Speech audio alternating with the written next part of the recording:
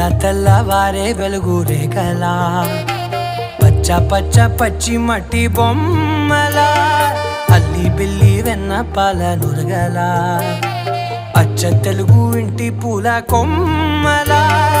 దేవదేవుడే పంపగా ఇలా దేవతే మా ఇంట అడుగే పెట్టెనంట బ్రహ్మ కళ్ళలో కాంతులే